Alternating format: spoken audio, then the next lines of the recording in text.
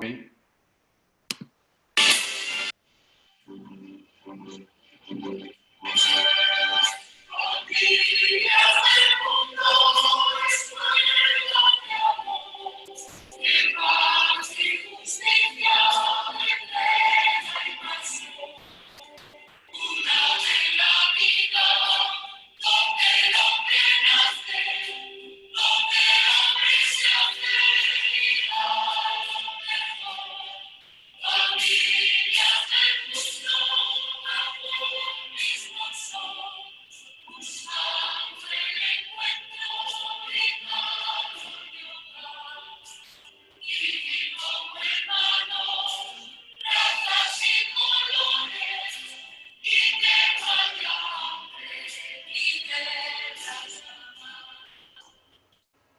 Buenos días a doña María Guadalupe Alvarado Vázquez y a todas las personas que nos siguen desde América. Buenas tardes a los que residen en España y en Europa.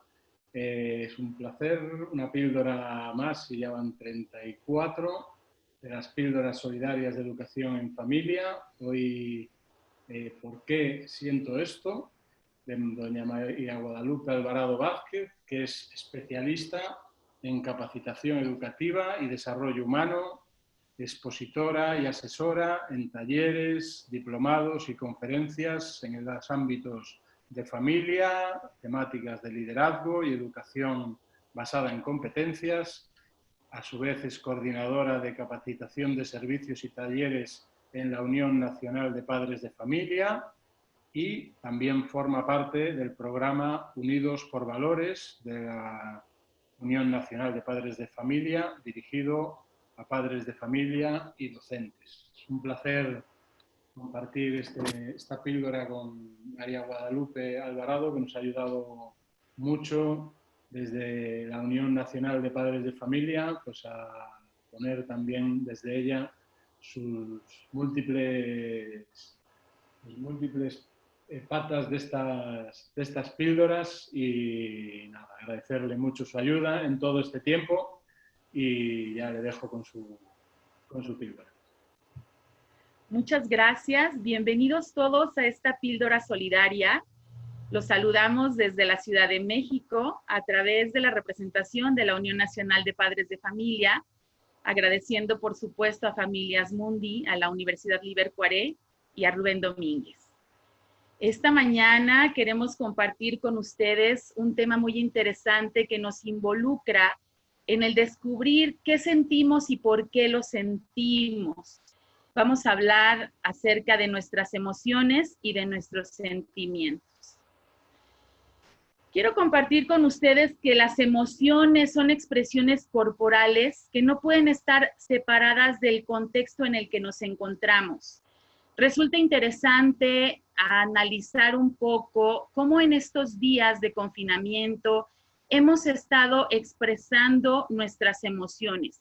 Sin lugar a duda, en el ser humano, la experiencia de una emoción generalmente involucra un conjunto de cogniciones, actitudes y creencias sobre el mundo que nos rodea, sobre el ambiente que estamos viviendo, y las utilizamos para valorar una situación concreta. Entonces, van a influir de manera directa en el modo en cómo percibimos dicha situación. Uno de los primeros autores que habló sobre las emociones y los sentimientos fue Richard Lazarus, que es un psicólogo estadounidense que estudió la teoría del estrés. Él afirmó que estos conceptos están interrelacionados, es decir, no podemos separar una emoción de un sentimiento. Nos explicaba el psicólogo que el sentimiento formaría parte de la emoción porque es su componente subjetivo, es decir, tiene una función cognitiva. De ahí la importancia de que nosotros podamos identificar nuestras emociones. ¿Dónde tienen origen las emociones? Las emociones tienen origen en el sistema límbico del cerebro. Ciertamente son estados complejos. En las emociones, fíjense, intervienen distintos componentes. Uno de ellos es el fisiológico, que tiende a ser nuestra primera reacción. Otro es el cognitivo, que es el que nos va a ayudar a procesar la información. Y otro es el conductual, que es la manera en cómo vamos a reaccionar con nuestro lenguaje corporal, con nuestro lenguaje verbal. Pero todo esto ocurre en fracciones de segundo. Eso es lo interesante. Nosotros no podemos ponernos a hacer un código de proceso y pensar voy a reaccionar de tal o cual manera. No, ocurre de manera inmediata. Por eso en la relación humana es tan interesante poder conocernos y reconocernos a través de nuestras emociones. Cada individuo experimenta una emoción de forma particular. Y vaya que ya lo hemos vivido ahora en familia. Nos hemos dado cuenta cómo todos reaccionamos de una manera diferente frente a las cosas que se nos presentan en la convivencia diaria. Y además porque es una convivencia en la que tenemos que permanecer dentro de casa. Es una convivencia que tiene ciertas limitantes y que entonces puede generar más unas emociones que otras. Dependiendo de las experiencias que hemos tenido anteriormente, de nuestro aprendizaje, de nuestro carácter, será la forma en cómo nosotros reaccionemos de manera fisiológica, de manera cognitiva, y podamos nosotros entonces desencadenar en nuestro comportamiento ciertas conductas, unas que ya las tenemos innatas y otras que a lo mejor se van aprendiendo precisamente por esta parte con la que ayudan mucho los padres de familia a sus hijos. Les ayudan a ir aprendiendo también estas conductas.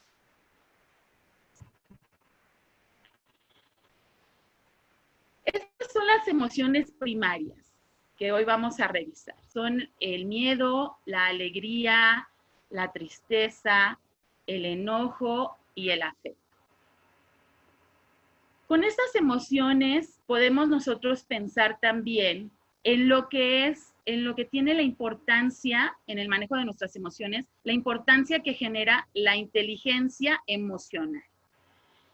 La inteligencia emocional está basada en cómo cada uno de nosotros vivimos nuestras emociones.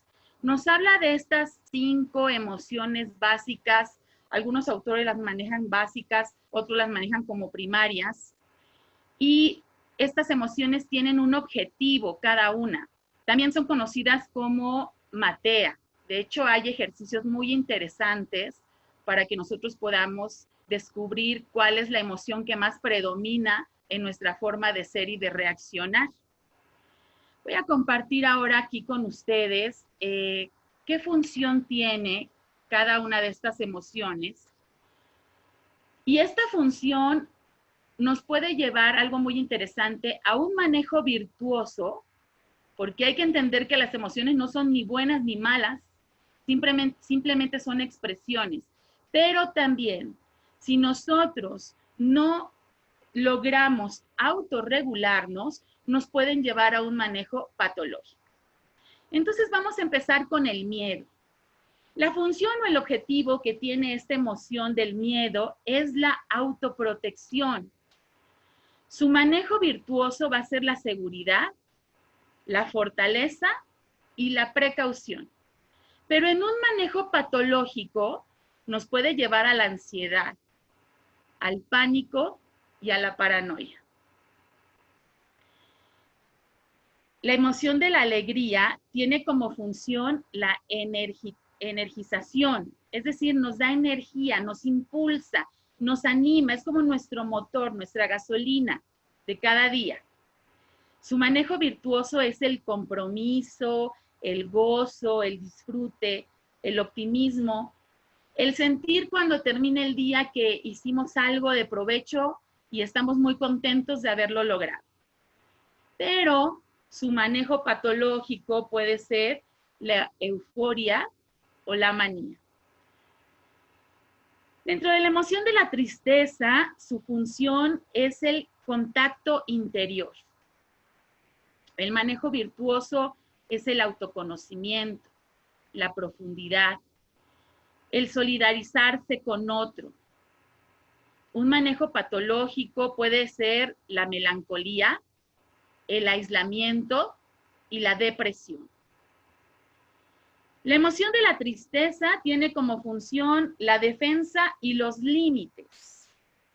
Su manejo virtuoso consiste en la seguridad, la confianza y la firmeza. Y el manejo patológico, la ira, el rencor, el resentimiento. Finalmente, la emoción del afecto tiene una función de vinculación, de aceptación. Su manejo virtuoso es el autoestima y el estima por el otro también. Y su manejo patológico, la dependencia o la codependencia.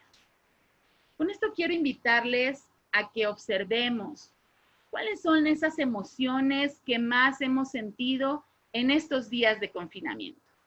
¿Cuáles son esas emociones que nuestros hijos, nuestra pareja, han estado expresando? ¿Cómo hemos podido manejarlo? ¿Cómo hemos podido poner atención en ello? ¿Cómo hemos podido darles un tiempo de escucha? Actualmente vivimos en un mundo en donde cada día perdemos sensibilidad de nuestro entorno.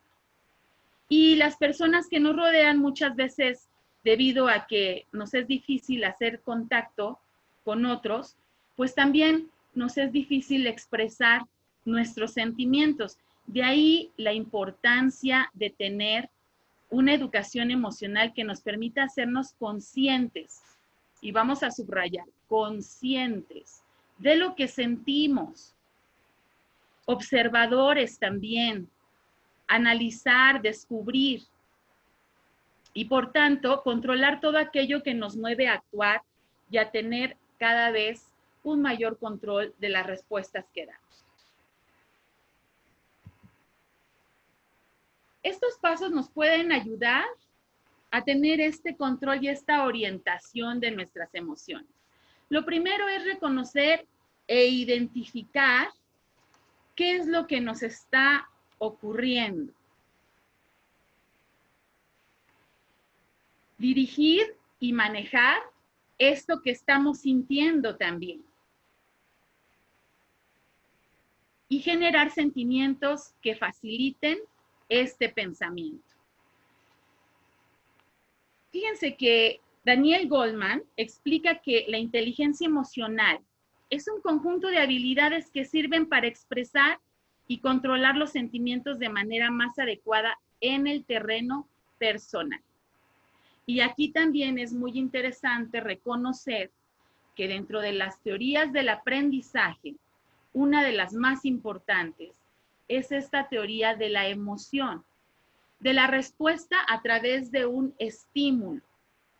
Entonces nosotros también podemos aprender de lo que expresamos, de cómo lo expresamos, y podemos ayudar a otros a que aprendan y comprendan cuando nosotros les expresamos nuestras emociones y dejamos fluir que éstas generen un sentimiento. Incluye, por lo tanto, un buen manejo de sentimientos, de motivación, de perseverancia, empatía y agilidad mental. Justo las cualidades que configuran un carácter con una buena adaptación social. Aunque tanto las emociones como los sentimientos son fruto de un proceso irracional ante la forma subjetiva de percibir una situación determinada, tenemos que entender también que las emociones mantienen un patrón básico y primitivo, unidireccional, es decir, la emoción aparece inmediatamente y de forma espontánea. Es una reacción tras la presentación de un estímulo, cualquiera que éste sea, en contra de los sentimientos, porque en los sentimientos intervienen procesos reflexivos, sobre los cuales nosotros podemos tomar conciencia de un estado de ánimo.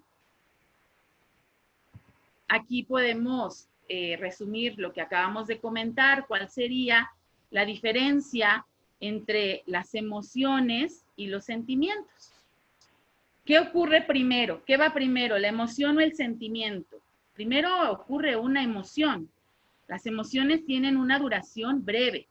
Se generan ante la ausencia de un sentimiento y dependen de la interpretación sensorial. Todas nuestras emociones entran por los 5 sentidos. Los sentimientos tienen una duración más prolongada. Estos sí van a requerir de una emoción para poder procesar la información. ¿Cuáles son algunos ejemplos ya hemos dado ejemplos de emociones, cuáles serían algunos ejemplos de sentimientos? La esperanza, la culpa, la vergüenza, la admiración, el afecto. Ahora bien, en estos días, seguramente en familia, más de una vez nos hemos tenido que enfrentar a algún tipo de conflicto. Algún tipo de conflicto en donde nuestras emociones han salido y hemos explotado tal vez, o hemos caído en la depresión, o hemos caído en el exceso del enojo.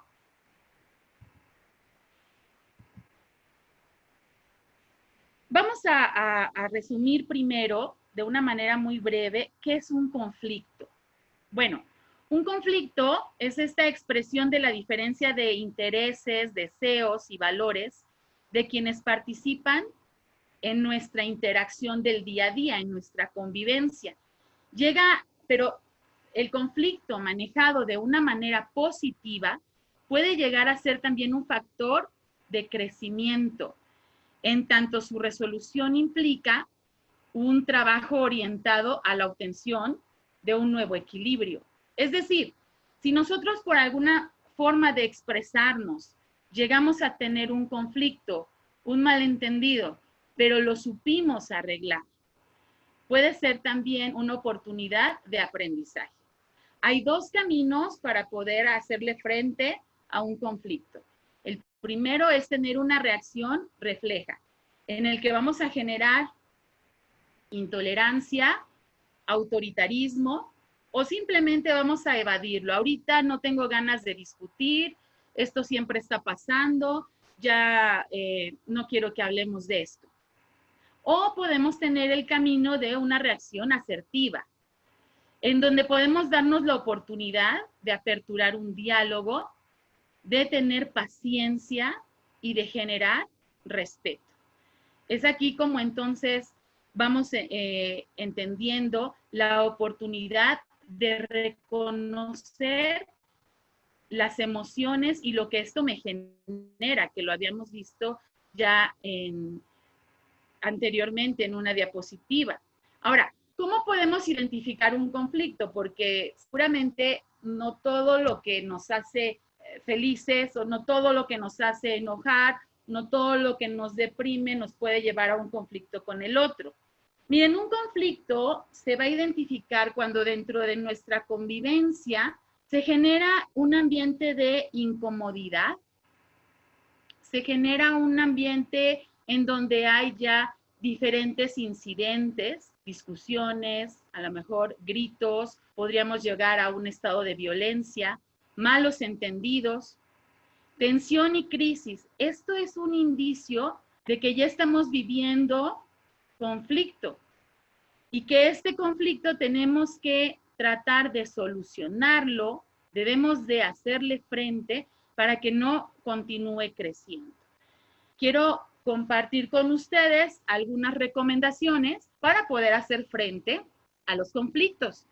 Lo primero es que entendamos que existe el conflicto, asumir que el conflicto está allí y está por algo. Así que hay que pensar cómo se originó, por qué está evolucionando y cuál es la situación actual que vivimos de este conflicto. Hay que describir también el ámbito en el que se desarrolla. Volvemos a repetir, seguramente la manera en cómo ahora nos enojamos o nos entristecemos es muy diferente a cómo nos enojábamos y nos entristecíamos antes del confinamiento. Pensar entonces qué sentimientos me provoca. ponernos en el lugar del otro. Es decir, hay que ver las dos caras del conflicto. Describir qué percepciones crearon o implicaron este conflicto. Describir también qué fue lo que nos llevó a entrar en esta circunstancia y sobre todo pensar si existen valores que se enfrentan, porque a veces queremos solucionar imponiendo. Entonces tenemos que revisar que ante todo debe de prevalecer y el cuidado de la dignidad de la persona, y tenemos que tener muy en cuenta los valores del respeto, de la tolerancia. Pasos para una comunicación asertiva. Aparte de la paciencia, Guadalupe, ¿cómo la paciencia? Si al mismo tiempo que estoy haciendo home office tengo que revisar la tarea y mi esposo está en videollamada y yo además tengo la comida en la lumbre. Bueno, ya me proyecté aquí. No, bueno, entonces, pasos para una comunicación asertiva. Lo primero que nada, tenemos aquí expresar cómo te sientes. Pero mira, en ese momento, no puede ser que llega la noche y tú expresas el enojo que te provocó en el desayuno. Expresar lo que se siente en ese momento.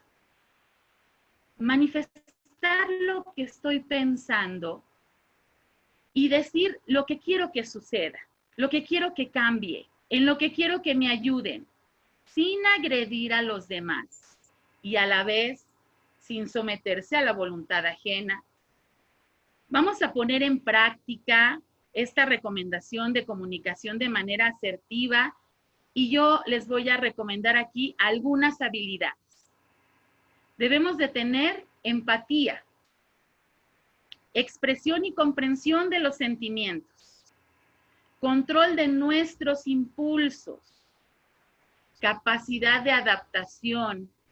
Ha sido una constante en todos estos días. Capacidad de adaptación, simpatía, capacidad de resolución de los conflictos, persistencia, cordialidad, amabilidad y respeto. Y finalmente, quisiera terminar con esta reflexión y quisiera invitarlos a que pensemos sobre la importancia que tienen las facultades de la persona humana. Me refiero a la inteligencia, la voluntad y la libertad, que actúan siempre juntas. Todos nosotros poseemos algo muy valioso, es la capacidad de amar. La capacidad inteligente, voluntaria y libre de darse uno mismo al prójimo, de entregarse totalmente a los demás, expresando adecuadamente nuestros sentimientos, aumentando así el bienestar de todos los que vivimos en nuestra familia y nuestro bienestar propio cada día. Muchas gracias. Muchísimas gracias, Guadalupe, por esta píldora solidaria tan necesaria en este momento, donde llevamos mucho tiempo en casa todos, y que hacer consciente, como tú dices, nuestras emociones y ser capaz de gestionarlas de la mejor manera, pues evidentemente seguro que nos va a ayudar mucho a seguir avanzando y a seguir conociéndonos y a seguir mejorando como personas. Un placer, muchísimas gracias y nada más emplazarles a mañana, donde don Leonardo García nos hablará de arquitectos de la alegría, resiliencia. Un placer y muchas gracias, Guadalupe. Gracias de nuevo.